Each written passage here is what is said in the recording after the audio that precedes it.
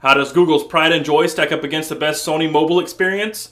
I'm Taylor Martin, this is Pocket Now, and this is the Sony Xperia Z versus the Google Nexus 4.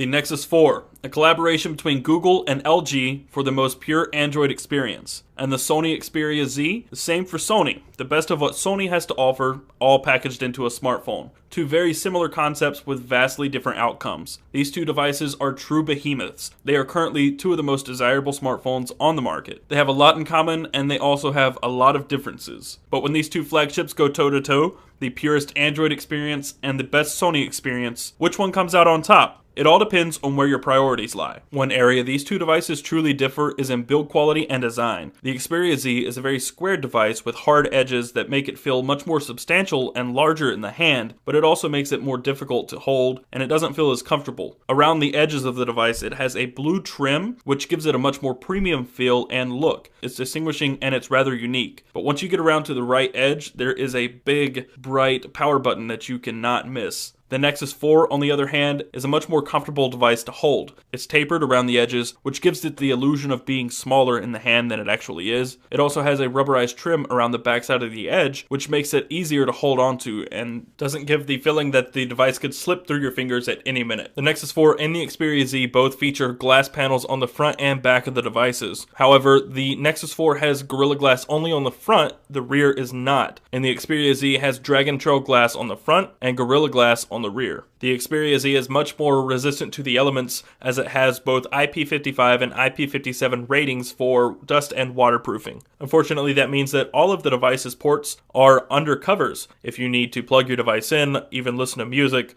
or change your SD card, you're going to have to lift a cover first before you can access those ports. Although the buttons are placed rather strangely, and the ports aren't nearly as accessible on the Xperia Z as they are on the Nexus 4, the Xperia Z has the upper hand at the end of the day. It has waterproofing, dustproofing, and an overall more premium feel. Both the Nexus 4 and the Xperia Z have a 1.5 GHz quad-core Snapdragon S4 Pro chipset, 2 GB of RAM, and 16 GB of built-in storage, although the Nexus 4 also comes in an 8 GB model. And that's where the specification similarities end. The Xperia Z has the advantage in pretty much all of the other specifications. It has a 5-inch 1080p reality display, a 13.1 megapixel camera, a microSD card slot, and a 2300 mAh battery. It also has your typical connectivity, such as NFC, Wi-Fi BGN, Bluetooth 4.0, etc. It also has LTE connectivity, depending on where you are, and also works on AT&T 3G bands here in the States. The Nexus 4 has a 4.7-inch WXGA True HD IPS Plus display, an 8-megapixel camera, a 2100 mAh battery, and no option for expandable storage. It also has NFC, Bluetooth 4.0, and Wi-Fi BGN. A major plus for the Nexus 4 and a big miss for the Xperia Z is wireless charging. The Nexus 4 adheres to the Qi wireless standard, meaning it's compatible with any of the Qi wireless chargers. The Xperia Z, however, does not have wireless built in, and you instead have to buy a case that uses the metal prongs on the side of the device. This means you have to use the Xperia Z in a case if you ever want to charge wirelessly and not have to open the covers over all the ports. When you consider those specifications, there's only one area where the Xperia Z truly blows the Nexus 4 out of the water, and that's the display. The Xperia Z has a 5-inch display with a pixel resolution of 1920 by 1080. That's roughly 443 pixels per inch. When you compare that to the 4.7-inch 1280 by 768 pixels or a rating of 318 pixels per inch on the Nexus 4, the difference is considerable. But the comparison between these two displays is not just based on density. When you're watching videos or looking at pictures, the Xperia Z's display uses the Sony Mobile Bravia Engine 2, which makes colors pop a little more, and it makes it much more vibrant. In normal use, the Xperia Z's display pops much more than the Nexus 4. However, the contrast ratio of Sony's display is not nearly as high as the Nexus 4's contrast. Blacks are not nearly as dark or as inky on the Xperia Z as they are on the Nexus 4. So it's kind of a trade-off. Do you want extremely high resolution with colors that really pop with low contrast, or do you want a display that's relatively vivid, high contrast, and a much lower density? The true Achilles heel of the 1080p display on the Xperia Z is how much power it consumes. Laying both devices side by side on the table with the displays turned at full brightness, the Xperia Z drains much more quickly. Fortunately, all those pixels don't come at the expense of performance.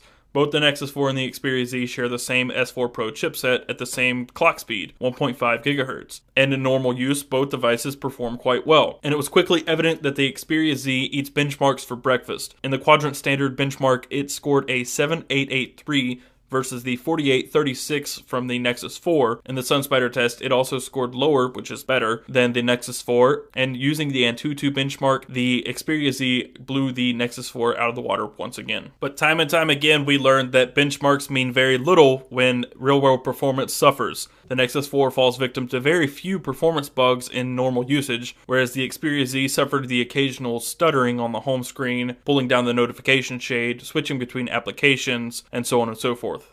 While there are major differences in the hardware, how does the software stack up? Let's take a look.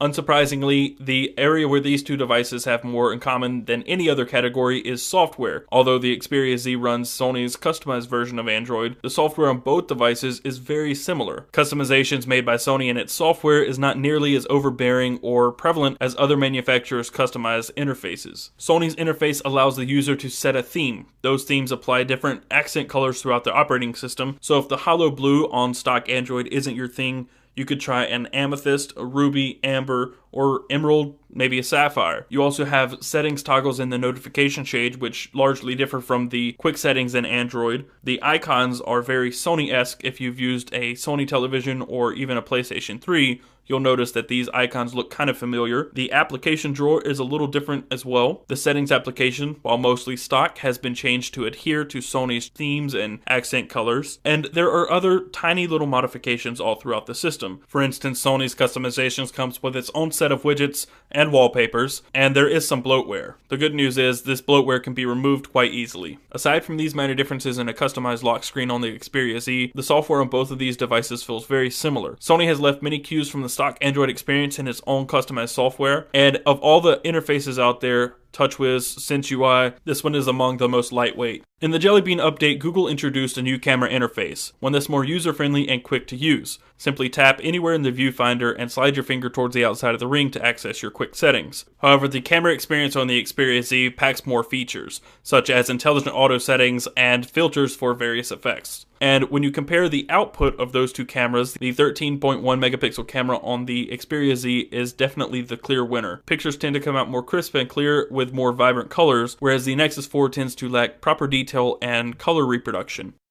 All in all, the Nexus 4 and the Xperia Z are marketed towards two totally different types of consumers. The Nexus 4 is geared more towards consumers who want a stable and consistent experience on the cheap. The Nexus 4 retails for either $299 or $349 depending on capacity, and is an absolute bargain. But without LTE and a mediocre camera, it was never the top in its class. The Xperia Z, however, is as premium as it can get. It has an excessively high resolution display, a 13.1 megapixel camera, waterproofing, dustproofing, LTE connectivity, a microSD card slot, but that comes at a rather steep price at upwards of $800 US. If you're looking for a more modest phone that's easier to manage one-handed and comes with the most pure Android experience, Nexus 4 is definitely the device for you. But if you're looking for something a little better for watching movies or playing games, something with raw power, a premium device all around, of these two, Sony's flagship smartphone is probably the one you should be eyeing.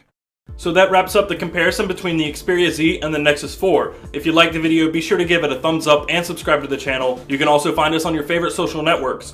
Google Plus at +PocketNow, Twitter at PocketNowTweets, and Facebook at facebook.com/PocketNow. Also be sure to stay tuned for the full Xperia Z review in the coming days. I'm Taylor Martin, and I will see you next time.